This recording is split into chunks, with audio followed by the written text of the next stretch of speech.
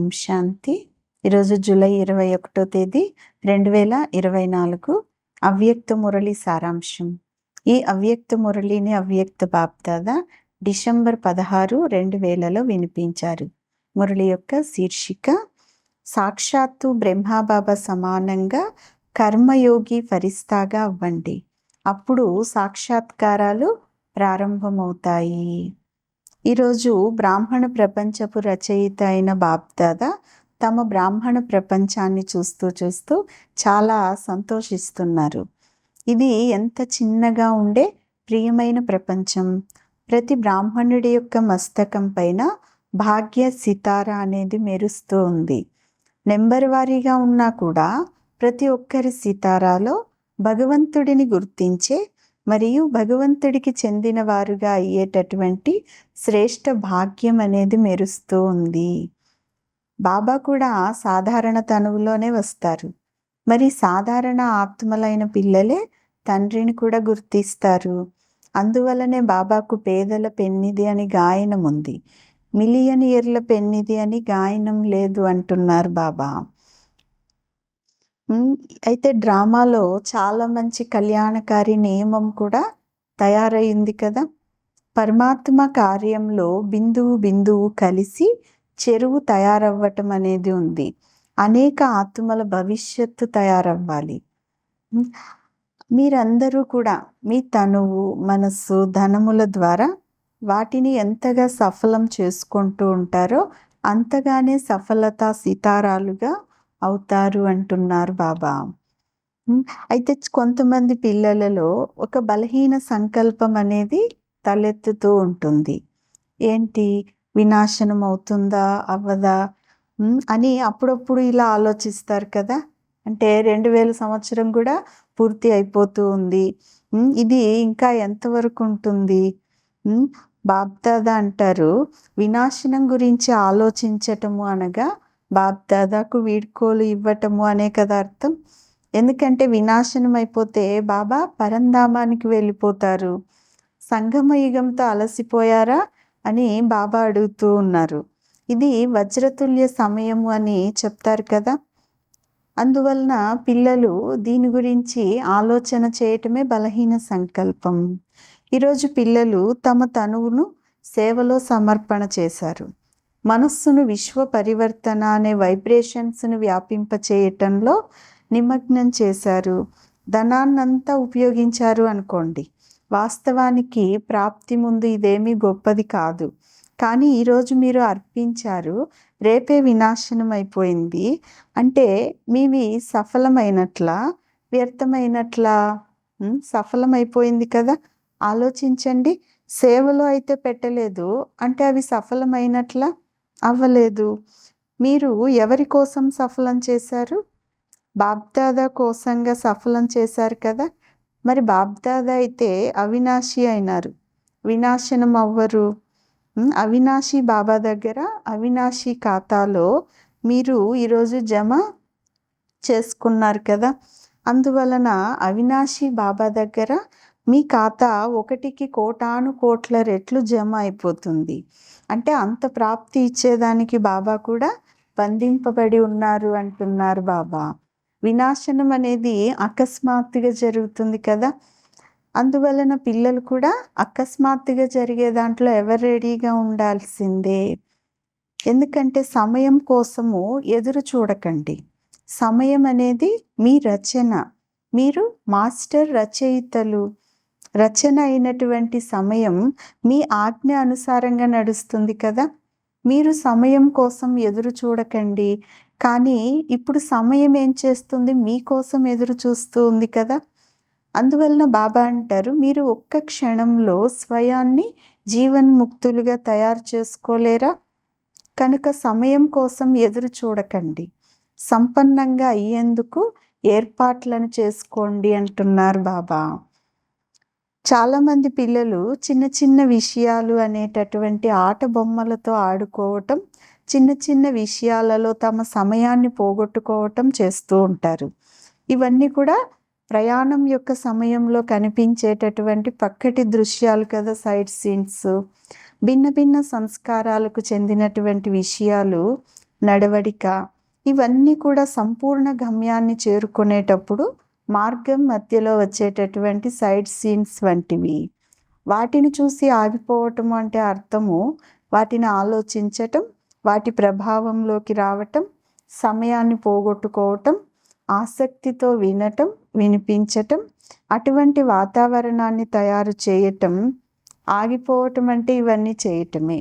దీనివల్ల సంపూర్ణత అనే గమ్యానికి దూరం అయిపోతారు అంటున్నారు బాబా. బాబా సమానంగా అవ్వాల్సిందే అనేటటువంటి కోరిక కూడా ఎక్కువగానే ఉంది. పిల్లలైతే ఏం చెప్తారు? 2 చెవులు, 2 కళ్ళు, నోరు ఉన్నాయి కనుక చూడటం, వినటం, ఆలోచించటం జరుగుతూనే ఉంటాయి అని అంటారు కదా. బాబా అయితే ఒక పాత స్లోగను ఎల్లప్పుడూ బాబాది గుర్తుపెట్టుకోండి.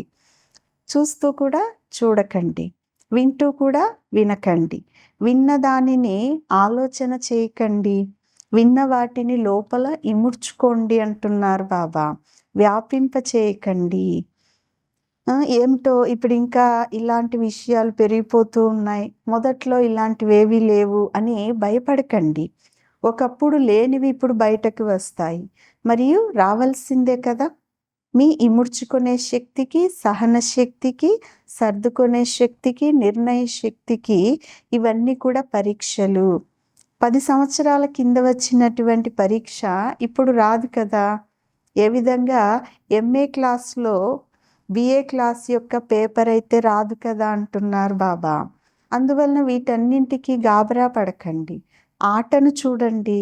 పరీక్షనైతే పాస్ అవ్వండి, పాస్ విత్ ఆనర్లుగా అవ్వండి.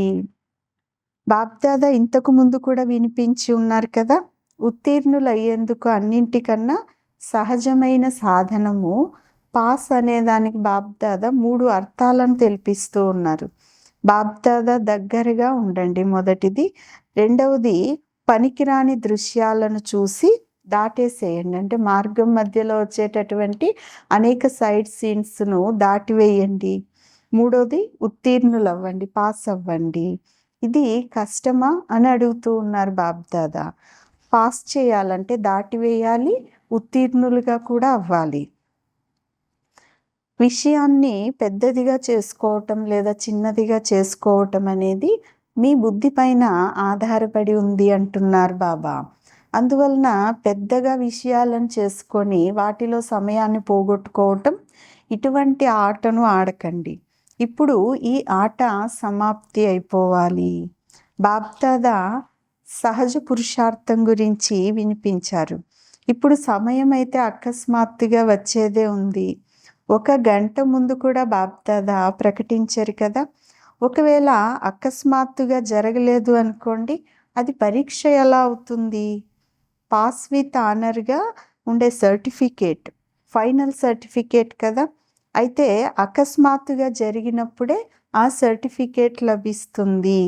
బాప్దాదా ఇప్పుడు సాక్షాత్కారాలు అనేటటువంటి తాళాన్ని తెరవాలి అని దాదీలు కోరుకుంటున్నారు. ఇది వారి సంకల్పం. మీరందరూ కూడా కోరుకుంటున్నారా అని బాప్దాదా అడుగుతూ ఉన్నారు. బాబా కూడా పిల్లల ద్వారానే కదా చెయ్యాలి. ఎందుకంటే ఒకవేళ జ్యోతిర్బిందువు సాక్షాత్కారం జరిగినట్లయితే కొంతమంది అభాగ్యులు, పాపం అభాగ్యులు కదా, అదేంటి అనేది కూడా తెలుసుకోలేరు. జ్యోతి అనేది ఎవరు అనేది కూడా తెలుసుకోలేరు కదా. చివరికి శక్తులు మరియు పాండవుల ద్వారానే బాబా యొక్క ప్రత్యక్షత అనేది అవ్వాలి. అందువలన బాప్దాదా చెప్పేది ఏంటంటే బాబా సమానంగా తయారవ్వాల్సిందే అని. పిల్లలందరి సంకల్పము ఒకటే అయినప్పుడు ఈ విషయంలో మరో ఆలోచన లేదు కదా. అందరి ఆలోచన ఒకటే. అయితే బ్రహ్మబాబాని అనుసరించండి. అశరీరిగా బిందువుగా స్వతహాగానే అయిపోతారు అంటున్నారు బాప్దాదా. అయితే ఇప్పుడు బ్రహ్మబాబా ఏ రూపంలో ఉన్నారు? ఫరిస్తా రూపంలో ఉన్నారు కదా. మరి బ్రహ్మబాబా పైన ప్రేమ ఉంది అనగా ఫరిస్తా రూపం పైన కూడా ప్రేమ ఉండటం. మీరు కూడా ఒక ఆత్మిక రోబోట్ వంటి స్థితిని తయారు చేయండి. వీరినే ఆత్మిక కర్మయోగులు, ఫరిస్తా కర్మయోగులు అని చెప్తారు. బాప్దాదా నుంచి ప్రతిరోజు అమృత వేళ కర్మయోగి ఫరిస్తా భవ అనేటటువంటి వరదానాన్ని తీసుకొని తర్వాత కార్య వ్యవహారంలోకి రండి అంటున్నారు బాబా. ఫరిస్తాగా అయితే అవ్వగలరు కదా, బిందు రూపంలో కర్మ చేస్తూ అప్పుడప్పుడే వ్యక్త శరీరంలోకి రావాల్సి ఉంటుంది కనుక అప్పుడు కష్టం అనిపించదు కదా ఫరిస్తా రూపంలో ఉంటూ కర్మ చేయటం. అందువలన కర్మయోగి ఫరిస్తా భవ అనే వరదానాన్ని అమృత వేళ బాబా నుంచి తీసుకొని రోజంతటి కార్య వ్యవహారంలోకి రావాలి అంటున్నారు బాబా. ఈ కొత్త సంవత్సరంలో ఈ లక్ష్యాన్ని పెట్టుకోండి. సంస్కార పరివర్తన, స్వపరివర్తన కూడా చేసుకోవాలి. మరియు సహయోగం ద్వారా ఇతరుల పరివర్తన కూడా చేయాలి. ఈ సంవత్సరం యొక్క టాపిక్ కూడా సంస్కార పరివర్తన. ఫరిస్తా సంస్కారం, బ్రహ్మా బాబా సమానమైన సంస్కారం అనేది ఉండాలి అంటున్నారు బాబా. కనుక బాప్దాదా ఇలా అంటారు, ఓ మాస్టర్ సర్వశక్తివంతులైన పిల్లలు, ఇప్పుడు శక్తులతో కూడిన వాయుమండలాన్ని తయారు చేయండి అంటున్నారు బాబా. మంచిది. బాప్దాదా సమానంగా అవ్వాల్సిందే అన్న లక్ష్యం పెట్టుకున్న నలువైపులా ఉన్న వాళ్ళందరికీ కూడా నిశ్చయ బుద్ధి విజయీ ఆత్మలకు సదా పాత ప్రపంచాన్ని మరియు పాత సంస్కారాలను దృఢ సంకల్పం ద్వారా పరివర్తన చేసే మాస్టర్ సర్వశక్తివంతులైన ఆత్మలకు సదా ఏ కారణంగా అయినా కానీ, పరిస్థితుల కారణంగానైనా, స్వభావ సంస్కారాల కారణంగానైనా బలహీనులుగా ఉన్నటువంటి మీ తోటి ఆత్మలకు సహయోగాన్ని ఇచ్చేవారు, కారణాన్ని చూడకుండా నివారణ చేసే ధైర్యవంతులైన ఆత్మలకు సదా బ్రహ్మబాబా స్నేహానికి బదులు ఇచ్చే కర్మయోగి ఫరిస్తా ఆత్మలకు బాప్దాదాల యొక్క ప్రియ స్మృతులు మరియు నమస్తే. ఆత్మిక పిల్లలు, ఆత్మిక తల్లి తండ్రికి ప్రియ స్మృతులు, గుడ్ మార్నింగ్ మరియు డబల్ నమస్తే. ఈరోజు వరదానం, శుభచింతక స్థితి ద్వారా సర్వుల సహయోగాన్ని ప్రాప్తి చేసుకునేవారు సర్వస్నేహి భవ. శుభచింతక ఆత్మల పట్ల ప్రతి ఒక్కరికి హృదయపూర్వకమైనటువంటి స్నేహం అనేది ఉత్పన్నమవుతుంది మరియు ఆ స్నేహమై సహయోగిగా తయారు చేస్తుంది. ఎక్కడైతే స్నేహం ఉంటుందో అక్కడ సమయము, సంపద, సహయోగము ద్వారా బలిహారం అయిపోయేందుకు సిద్ధంగా ఉంటాయి. కావున శుభచింతన స్నేహులుగా తయారు చేస్తుంది మరియు స్నేహము అన్ని రకాల సహయోగములలో బలిహారం అయ్యే విధంగా స్నేహం తయారు చేస్తుంది. కావున సదా శుభచింతనతో సంపన్నంగా ఉండండి మరియు శుభచింతకులుగా అయి సర్వులను కూడా స్నేహులుగా, సహయోగులుగా తయారు చేయండి అంటున్నారు బాబా. స్లోగన్, ఈ సమయంలో దాత అయితే మీ రాజ్యంలో జన్మ జన్మలు ప్రతి ఆత్మ నిండుగా ఉంటారు అంటున్నారు బాబా. మంచిది. ఓం శాంతి.